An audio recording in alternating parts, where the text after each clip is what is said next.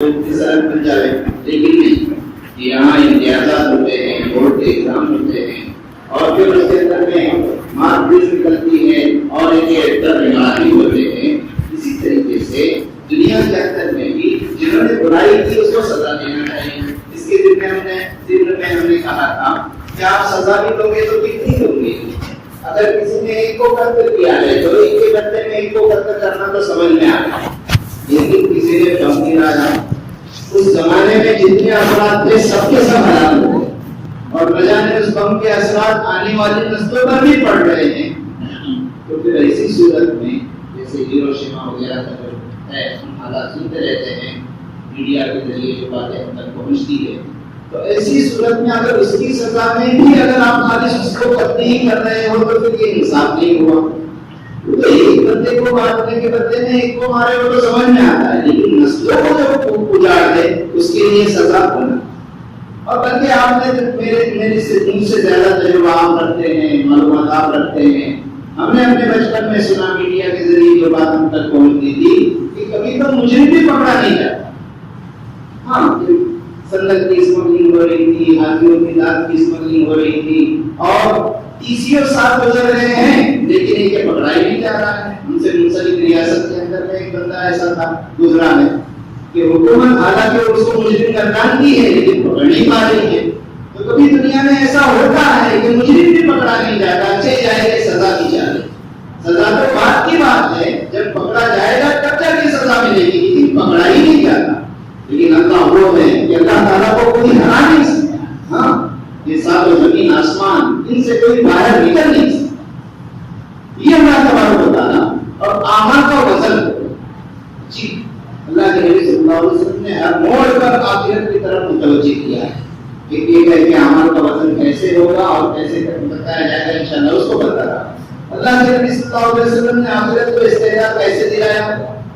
ہر جگہ پر ایک بندہ فارغ ہونے کے لیے جاتا ہے، دعا پڑھتا ہے، جانے کیوں فارغ ہو کر جیسے ہی آتا ہے، اس درمیان میں استنجا خانے میں اللہ کا نام ہم نہیں لے سکتے۔ اس کے بعد صحابہ کو اپنی زبان کے اوپر میں کنکریاں رکھتے تھے کہ ناگہانی اپنی زبان سے جو ذکر کی عادی تھی کہیں اس جگہ پر بھی اللہ کا ذکر نہ نکل پائے۔ باہر نکلنے کے ساتھ میں دعا پڑھی جاتی ہے، غفران۔ اب غفران کیوں پڑھا جا رہا ہے؟ حالانکہ استنجا خانے سے باہر آیا ہے، فوراً غفران ہے۔ تو کیا بتانا چاہ رہے ہیں کہ اللہ تعالیٰ نے جسم کو تکلیف دینے والی چیز میری دور کی ہے۔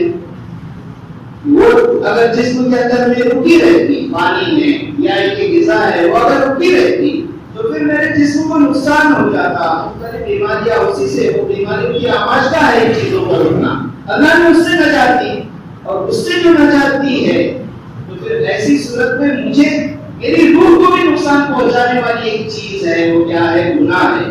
اے اللہ، جیسے جسمانی چیز سے تم نے نجات دی ہے جو نقصان دینے والی تھی، روحانی چیز جو کل قیامت میں مجھ کو نقصان دینے والی ہے، اس کو بھی اسی طریقے سے تو خالی کرا دے اور ایک فارغ کرا دے۔ اس لیے قولی طور پر کہتا ہے غفران، اے اللہ میرے گناہوں کو معاف کر۔ پھر آگے دعا پڑھتا ہے الحمدللہ الذی الحمدللہ الذی اذھب عنی العذاب وعافانی، کہ مجھ سے اذھب عنی العذاب، تکلیف دینے والی چیز کو مجھ سے دور کیا، وعافانی، اور مجھ کو عافیت بخشی۔ پھر آگے بھی دعا ہے اللہم طہر قلبی من النفاق واحسن ترجمہ الفواحش، اے اللہ میرے دل کو نفاق سے خالی فرما، نفاق سے خالی فرما، اور یہ کہ میرے اپنے شرمگاہوں کی حفاظت فرما۔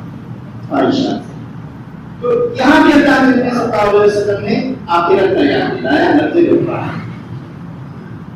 کی زندگی صحابہ کی گزر رہی ہے، وہ صحابہ تو ایسے ہی سمجھ رہے تھے کہ زندگی ایسے ہی گزرنے والی ہے، بس اس لیے کہ کوئی ایسے بھی نہیں کہ آئندہ چل کے اتنے آدمی اس صبر کے اوپر میں گزر بسر کرتے ہوئے کہ آئندہ ان مصیبتوں سے نجات ہو۔ جیسے تیسے 13 سال وہ گزر گئے، ہجرت کا حکم آیا، ہجرت کر کے مدینے پاک میں آئے۔ اب مدینے پاک کے اندر میں بڑی فضا میں سانس لے رہے، وہاں تو ہر چیز کی رکاوٹ تھی، بندریں تھی، کوئی چیز اپنی آزادی نہیں تھی۔ اللہ کے نبی صلی اللہ علیہ وسلم کو نماز پڑھنے سے روکا جا رہا تھا کعبۃ اللہ کے پاس میں۔ تو اس طریقے سے وہ بندریں سب مدینے پاک میں آ کے ختم۔ مدینے پاک میں آنے کے بعد میں مسجد بن رہی ہے. اب کیا بدل ہوگی؟ ہمارے آپ کی بستی کی مسجد بنتی ہے تو ہمارے اپنے جذبات ہوتے ہیں. اب ہم اپنے مسجد کو تعمیر کریں تو وہ ہمارے اپنے جذبات ہیں. کتنا ایسا ہی آدمی کیوں نہ ہو مسجد سے اس کا واسطہ ہو یا نہ ہو, اپنی گاڑی کمائی کا حصہ دے دیتا ہے, اپنے اوقات کو فارغ کر دیتا ہے, کیسے کیسے.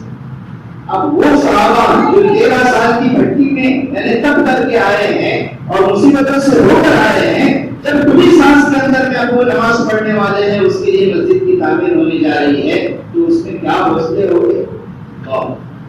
ان حوصلوں کے اندر میں اللہ کے نبی صلی اللہ علیہ وسلم بھی شریک ہے, پتھر اٹھا رہے ہیں, صحابہ بے قابو ہو رہے ہیں اس خوشی کے اندر.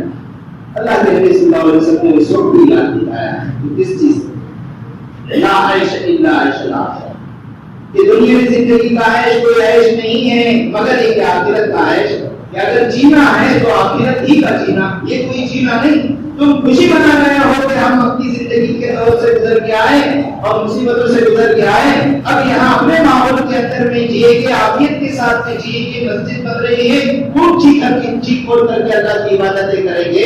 لیکن اللہ کے نبی صلی اللہ علیہ وسلم آخرت کی طرف موڑ رہے ہیں, لا عیش الا عیش.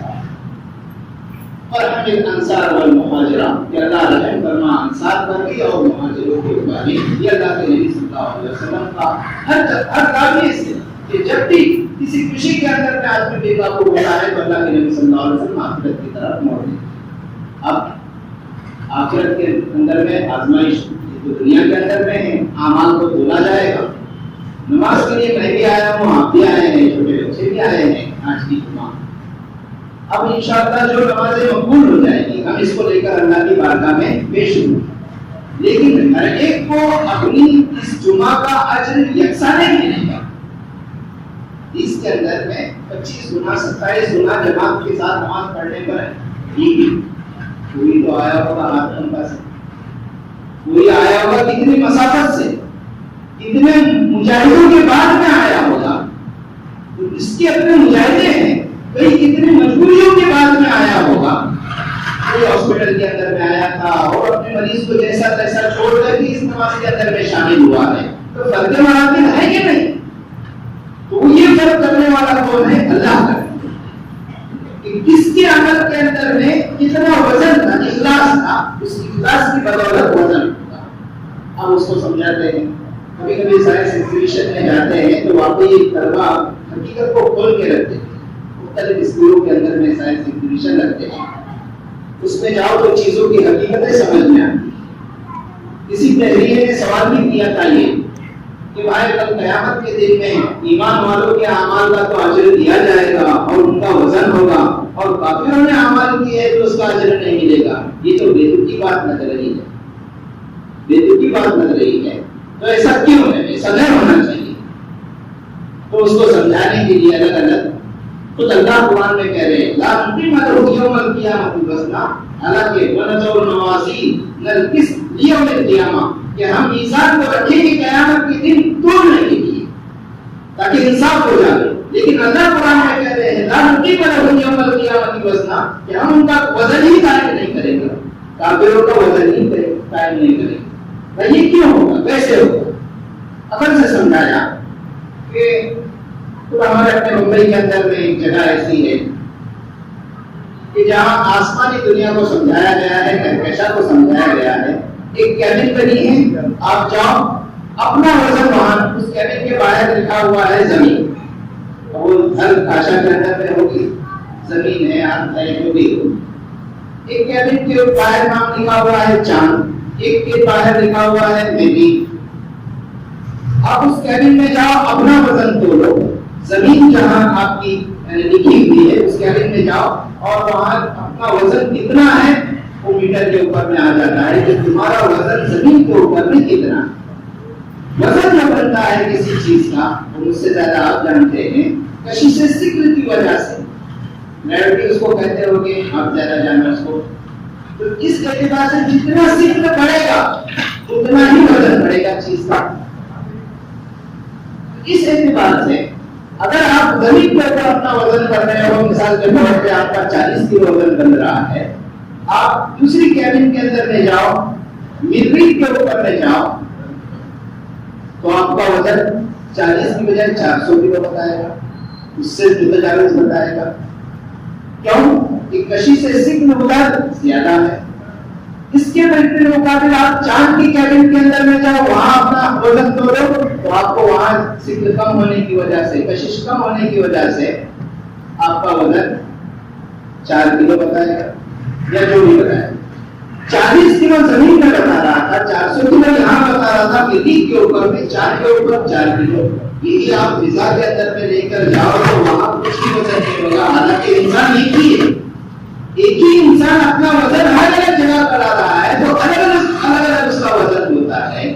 ऐसे ही अल्लाह ताला ने कहा है दुनिया के अंदर में जो अमल किए जा रहे हैं, अगर काफिर अल्लाह का नाम लिए बगैर ये अगर नेकियां कर रहा है, पानी पिला रहा है, पूरे बस्ती को खाना ही खिलाता रह रहा है पूरी जिंदगी, बीमारों की दीवारदारी करते रहता है, हॉस्पिटल खोला है और मुख्तलिफ तरह के काम उसके हैं, तो बिल यकीन अल्लाह उसका वजन दुनिया में तो देगी, उसका समरा उसको दुनिया में देगी, उसको कुर्सी तक भी पहुंचा देगी, इज्जत देगी, शोहरत देगी, हर किस्म की आफियत दे देगी, चेहरे के ऊपर बशाशत रहेगी, उसकी खुशियां लोग उसको देखेंगे, सुकून महसूस करेंगे।